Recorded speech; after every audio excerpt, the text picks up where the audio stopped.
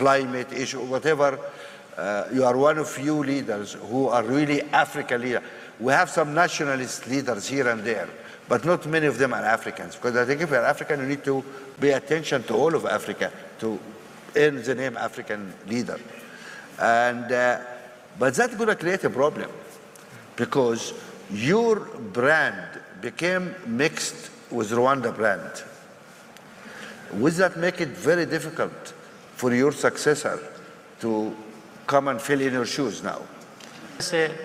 We have cases where people have not delivered at all and continue and not delivering or don't deliver and in the end go but leave nothing behind. And FPR yari itegetswe dukurikije teori za science politique yari itegetswe kumugarura waracyari umujene niyo yari ko ari mu igare yari itegetswe kumugarura kubera iki abantu nuko nigeze ninja muri leta y'u Rwanda yari tira mwempoza.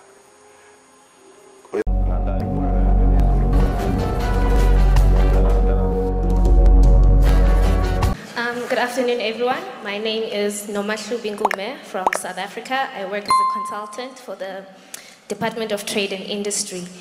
And my question to His Excellency is, what is your succession plan for Rwanda? And if that succession plan includes changing the constitution and running for a 10th term, how are you going to ensure that you don't fall into the pitfalls of the predecessors that have stayed in power very long, who started off delivering for the people and then somehow forgot or that got lost in the... Okay, question is clear. Okay, thank you. Let me answer that first. Are you sure you are from South Africa? Okay. You wanna... Well, first of all, there is the good question of possibility of falling in the pit and we don't deliver as we have been.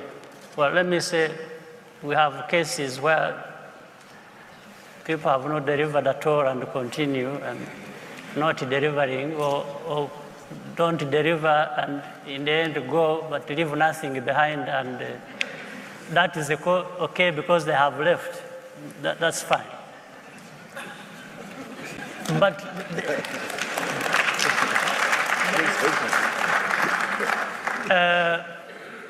But the succession plan is not mine.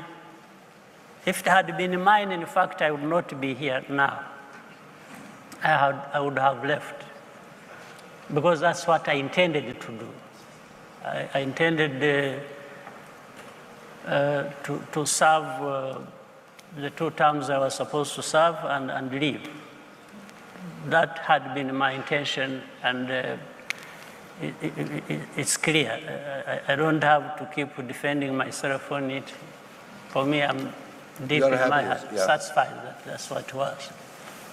Until people asked me to stay. And even took some time before I accepted, but finally I accepted. And I accepted because of some history, the history of where my involvement in the business of politics or even being a leader started from. It started from, maybe it should not have been there, it started from the situation I was in, even from childhood. When I grew up, participated in the struggle, and we were just looking for a country, for rights as other people have, and that's how I got involved in the armed struggle. First I was in Uganda, then Rwanda, then... I wasn't doing that to become president. I never even dreamt I would be president until it actually happened. In fact, even when there was opportunity to be president, I chose not to be.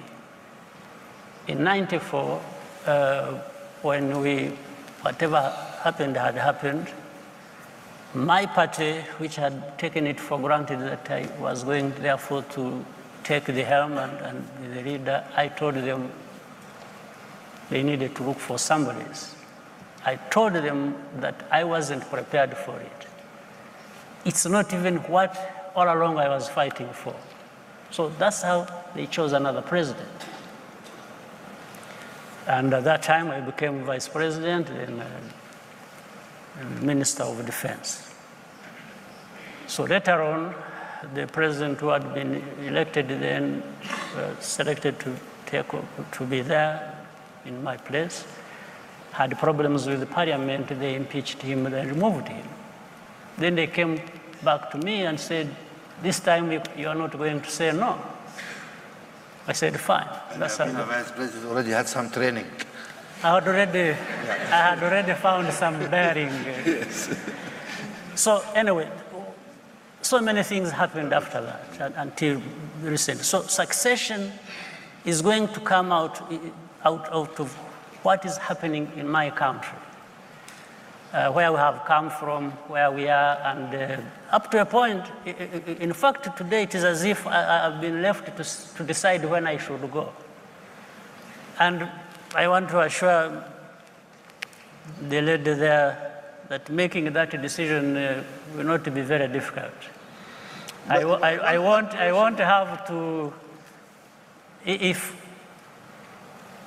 people were to tell me to stay and I'm not convinced, for example, if I had reached a stage, if I were to reach a stage where, and I won't reach that stage, where people would tell me to continue, when I am one person who, let me not offend people, but I know when I still have some strength to do what they expect me to do. Yeah. And when it is at that point that I feel I can't do much for them, which they expect from me, I just tell them no.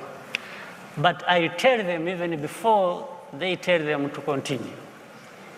And when it comes to that, even if they insist, I also insist on going. So that's how it will operate. But one question here, now, Mr. President, and please, I'm not flattering you because I don't flatter people, sure. but you really did a lot for this country, and people admire the delivery.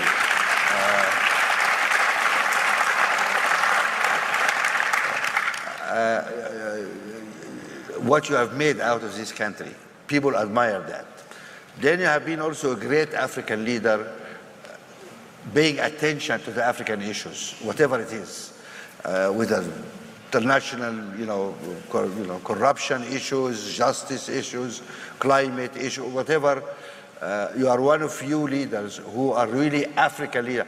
We have some nationalist leaders here and there, but not many of them are Africans. Because I think if you're African, you need to pay attention to all of Africa to earn the name African leader. And, but that's going to create a problem because your brand became mixed with Rwanda brand. Would that make it very difficult for your successor to come and fill in your shoes now? You've been seen now like a father of the nation. You know everybody in the world. You led the country. You managed this transformation. Would that not be a difficult transformation when you pass to successor? Depending on how you look at it. First of all, everyone has their shoes. Yeah.